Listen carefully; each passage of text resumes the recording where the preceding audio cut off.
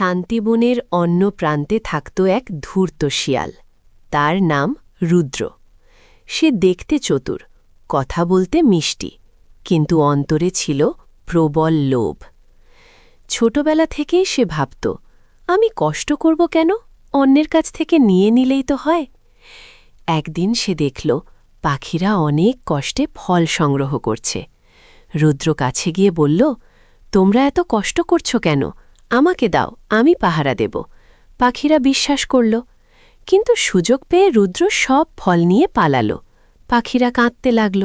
রুদ্র দূরে গিয়ে হাসল, বোকা সবাই। দিনের পর দিন সে অন্যদের ঠকাতে লাগল।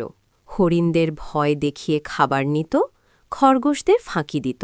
সবাই তাকে ভয় পেতে শুরু করল, কিন্তু মনে মনে ঘৃণাও করত। একদিন রুদ্র নদীর ধারে একটি বড় মাংসের টুকরো পেল। সে খুব খুশি।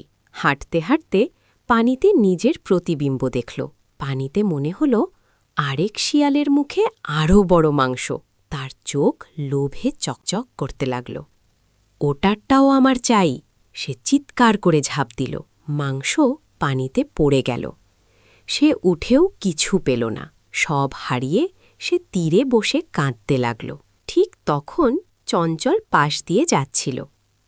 রুদ্র ভাই, নিজেরটা নিয়ে সন্তুষ্ট থাকলে আজ এমন হতো না। রুদ্র প্রথমবারের মতো চুপ হয়ে গেল। এরপর থেকে কেউ তাকে সাহায্য করত না। সে অসুস্থ হলে কেউ খবর নিত না। সে ডাকলে কেউ আসত না। একদিন সে বুঝল লোভ তাকে শুধু একা করেছে। সে বনরাজের কাছে গিয়ে ক্ষমা চাইল। বনরাজ বললেন, ভুল করলে শাস্তি আছে, কিন্তু অনুতাপ করলে সুযোগও আছে। রুদ্র ধীরে ধীরে বদলাতে শুরু করল। একদিন সে নদীর ধারে বসে ভাবছিল, আমি যদি আগে বুঝতাম তাহলে এত কষ্ট পেতে হতো না। লোভ মানুষকে অন্ধ করে দেয়। অন্যের ক্ষতি করে নিজের সুখ পাওয়া যায় না।